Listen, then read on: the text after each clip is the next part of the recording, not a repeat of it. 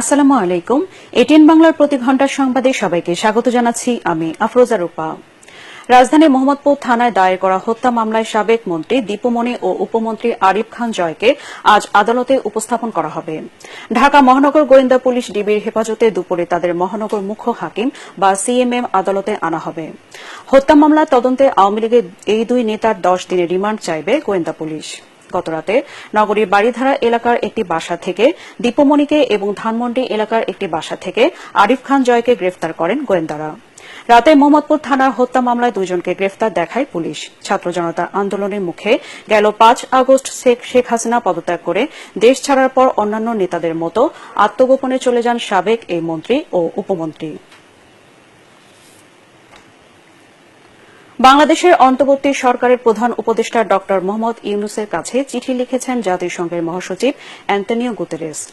তিনি আবারও বলেছেন, শান্তি প্রতিষ্ঠা এবং অন্তর্ভুক্তিমূলক গণতান্ত্রিক উত্তরণের পথে তার সরকারের প্রচেষ্টাকে সম্পূর্ণ সমর্থন করে জাতিসংঘ।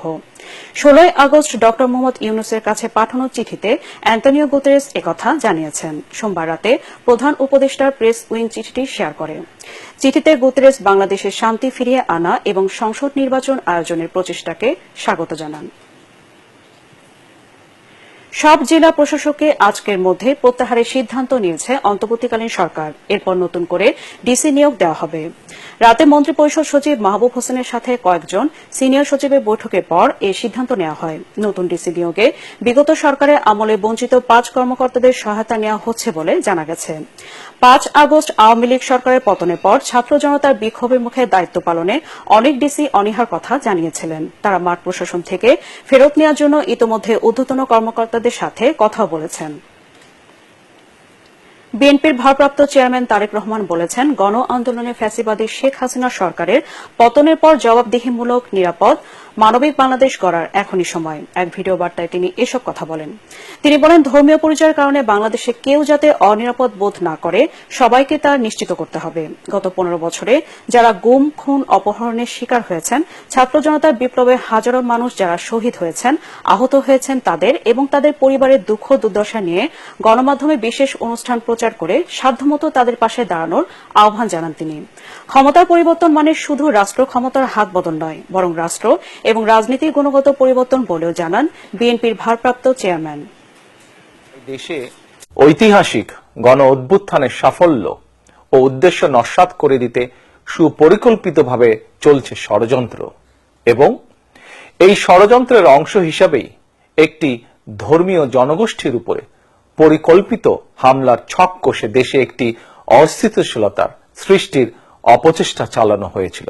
গণ অভ্যুত্থানে চেতনা ও লক্ষ্য সুসংহত করতে হলে বিতাড়িত গণবিরোধী শক্তিকে আইনের মুখোমুখি করার পাশাপাশি জনগণের রাজনৈতিক এবং অর্থনৈতিক ক্ষমতায়ন অত্যন্ত জরুরি। ক্ষমতার পরিবর্তন মানেই আমার কাছে শুধু রাষ্ট্র ক্ষমতার হাতবোতল নয়, ক্ষমতার পরিবর্তন মানে রাষ্ট্র এবং রাজনীতির গুণগত পরিবর্তন। হাইকোর্টের নির্দেশনায় বেসরকারি টেলিভিশন চ্যানেল সময় টিভির সম্প্রচার বন্ধ করে দেওয়া হয়েছে। রাত 11:59 পর থেকে স্যাটেলাইট চ্যানেলটি আর সম্প্রচারে নেই। তবে টেলিভিশনটির অনলাইন নিউজ পোর্টাল সচল রয়েছে। হাইকোর্ট 7 দিনের জন্য সময় টিভির সম্প্রচার বন্ধের নির্দেশ দিয়েছেন। বিচারপতি নাইমা হায়দার ও বিচারপতি শশাঙ্ক শেখর সরকারের হাইকোর্ট বেঞ্চ সোমবার এই আদেশ দেন। সময় মিডিয়া লিমিটেডের পরিচালক শম্পা রহমানের করা এক রিটের শুনানি শেষে এই আদেশ দেওয়া হয়। মালিকানা সংক্রান্ত দ্বন্দ্বেই সময় টিভির সম্প্রচার বন্ধ করতে আদালত আদেশ দেন বলে জানান সংশ্লিষ্টরা।